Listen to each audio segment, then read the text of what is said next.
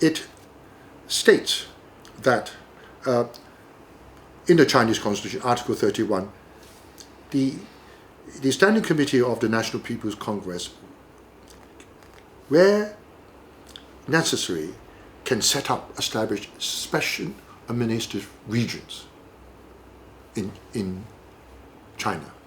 Now, it's interesting to note, it's not limited to just Hong Kong, Macau, and Taiwan. Because if the central government feels that my unitary system, my socialist system with Chinese characteristics is going to be the larger system. It may be two systems, but mine is the larger system, and you are, subservient to my system, then you would express yourself in the Constitution, firstly, to limiting this exception to only a very restrictive area, i.e. Hong Kong, Macau, and Taiwan.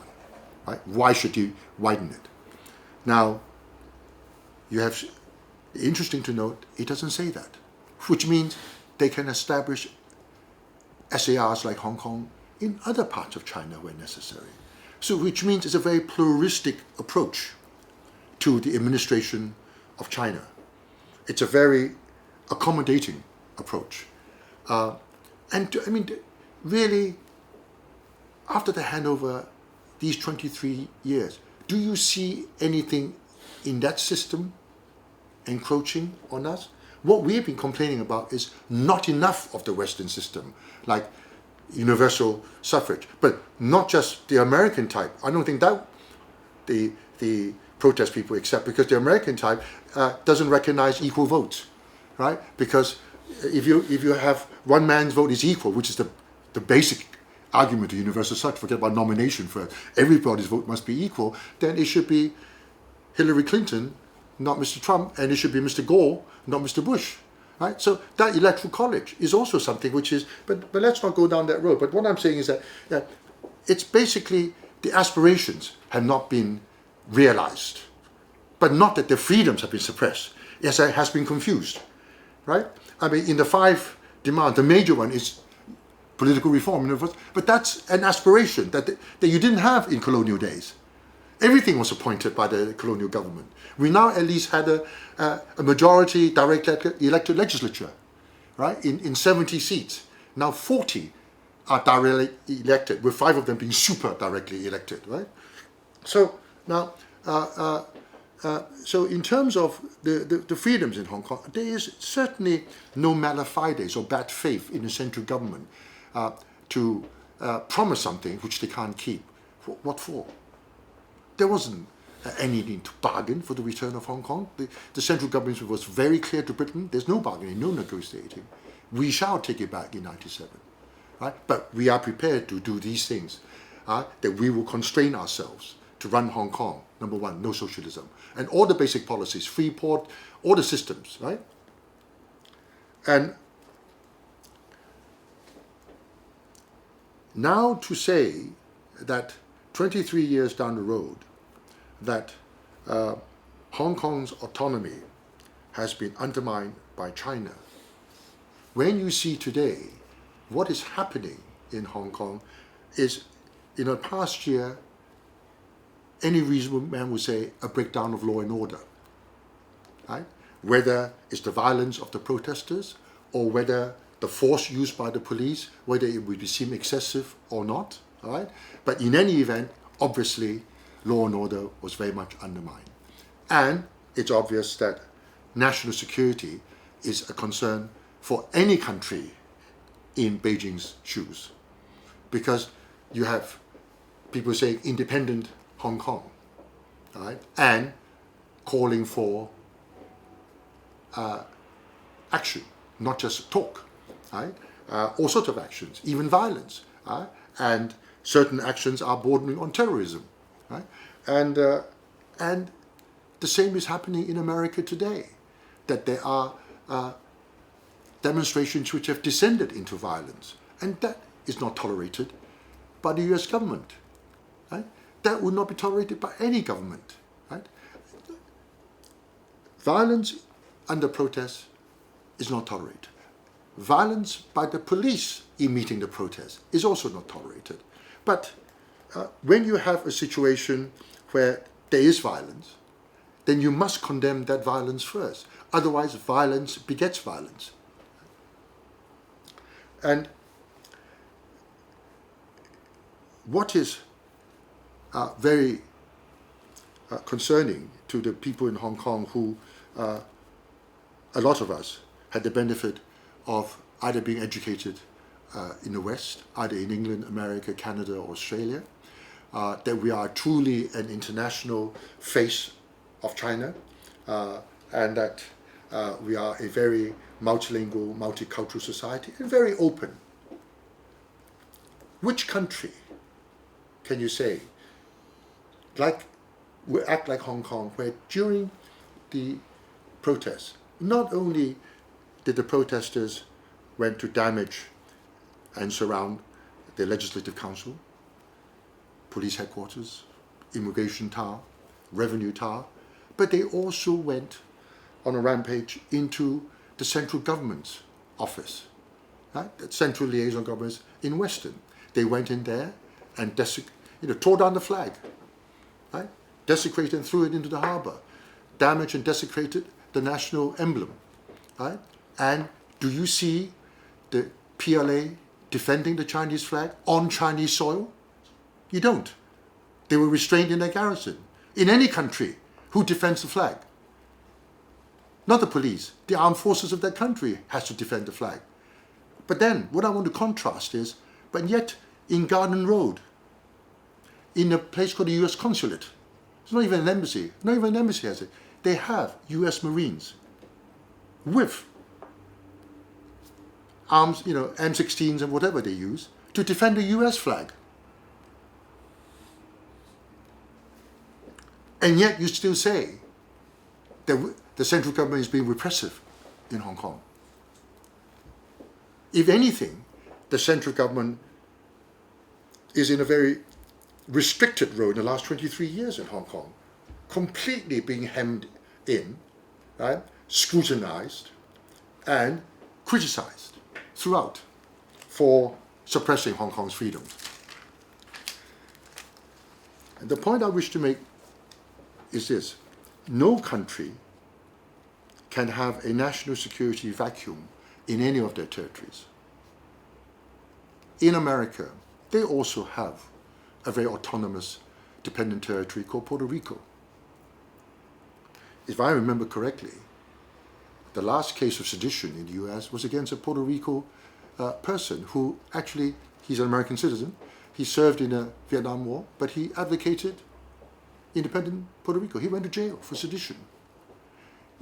This is hypocrisy. You can't have double standards if you hold yourself up to be the sort of policeman of the world, the defender of freedoms and democracy in the world, to stand on a high moral plateau when you apply patently double standards and when you have patently conflict of interest, when at the time the biggest adversary to America now is clearly China, and expressly stated to be by their Secretary of State and their President on a daily basis.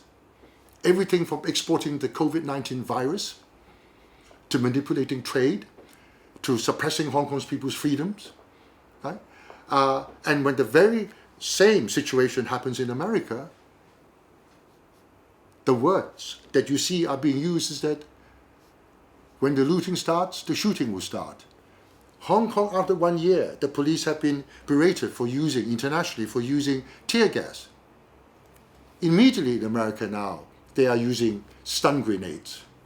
Sometimes, more than tear gas, right? Other types of nearly like live ammunition, and the National Guard being called out after only 2 weeks. Less than 2 weeks. Right? So, therefore, I think that it must be right that if countries care for humanity generally, for other countries, it must be a constructive approach. It must be an approach where you can have dialogue, where at least you understand each other's situation before you start taking very severe actions like sanctioning Hong Kong officials, like sanctioning Chinese officials. Right? It's like a prelude to a declaration of war. It's going beyond a trade war. Right? It's clearly interfering in other countries' affairs. I mean, what gives you the right to do that? The Joint Declaration is registered with the UN, not ratified by the UN.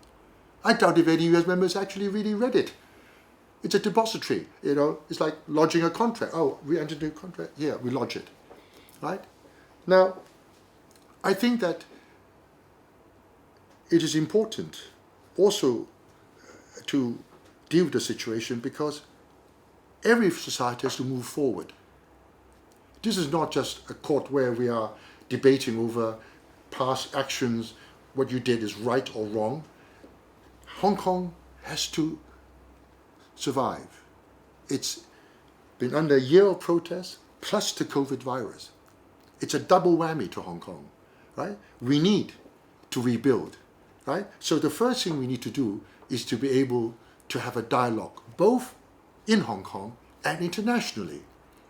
And only through dialogue can we then have trust rebuild, right? And we can move on. But in order to have dialogue, you must be able to have the facts right, right? I mean, who did they see in Hong Kong, the US government, right? Speaking for myself, I've been trying to speak to the US consul for years when Kurt Tong came. Right? I've Cliff Buddle, and I had to go meet him and say, look, take your views from all over Hong Kong, not just from always, the same people, Anson Chan, Martin Lee, but take it, but don't be selective, right? Why do you shut the door to us? Anyway, that's it for I've married this subject. So unless you have questions, I'm going to go on to just the JOG. Right. Because I want to call, that's something that Cliff Buddle and I have been doing, which is calling for JOG records to come out. Hong Kong does have a case if America starts imposing sanctions and stop all the trade agreements with Hong Kong under WTO or under the US Hong Kong Policy Act, that part of it covered by WTO, it will be in breach. And if it's in breach, then Hong Kong can take a case. But it's a very time-consuming affair. It is important to do it as a matter of principle and as a matter of telling the world what is happening. But whether it would proceed expeditiously enough in getting a result, I doubt it. I think that also one has to see what America's situation now in the world order with so much happening. It's already coming out with clearly an America First policy, and it's retreating from a lot of international agreements, whether it be climate, whether it be the Pacific Trade Agreement, whether it be the World Health Organization, and now it seems to completely ignore the WTO. Well, that is something which may be a larger issue in time to come. That is larger than just Hong Kong. It's basically, where do we go with the international order, right? I mean, for a start, we now have an epidemic that the world hasn't seen, right, for decades, right? Now you have an organization that's supposed to look after the world, which is the World Health Organization. Would that be the right time to withdraw when the whole world should be working together, despite whatever unhappiness or criticism? Right? Is this the way to unplug all the funding? Yeah. Right? I mean, who suffers? We all suffer. Right? I mean, right? So the whole thing is, it seems to be not about the world interests. It's not about an international order. It's about what benefits America first. But it's now descended into, well, is it really even just about America first? Is it just about one person's re-election? Right. I mean, that is a reality we have to face, because never have we seen a country of such importance like America, blasting away trade agreements that took nations years to build, trust and alliances years to form, by one morning by Twitter.